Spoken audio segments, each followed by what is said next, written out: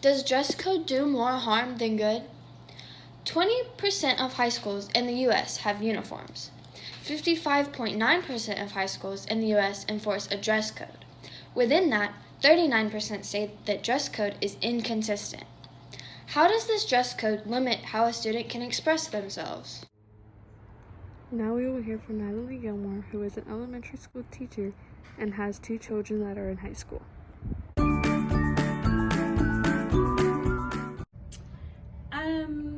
I can see where it might. I think for me, I've always kind of been a free spirit as far as dress code goes, though, because I do feel like what we wear kind of expresses who we are inside. And so even before kids, I would say that was something I was pretty aware of.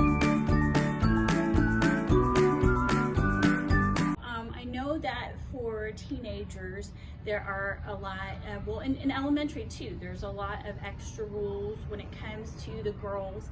And I guess it's just because there are more types of clothing that they can wear than guys, really. And I guess there are a couple more forbidden areas on women than there are on guys. And so I definitely think the guys had the easier way of dressing. They had less restrictions on what they wanted to wear. So I definitely think that it tends to be more in favor of guys giving women more restrictions. There are many benefits to dress code, and we will hear some of those benefits from Jaime Lacone, who teaches AP World History.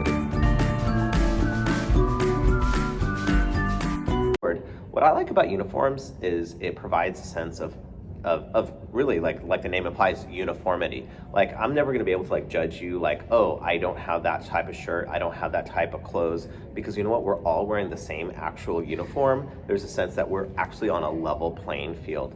I'm saying for me, growing up, I didn't grow up in a very wealthy home. I grew up with a lot of, like financial challenges, and I could never afford growing up the clothing that was right, the pants that were right, all those things. Like, we could never do that.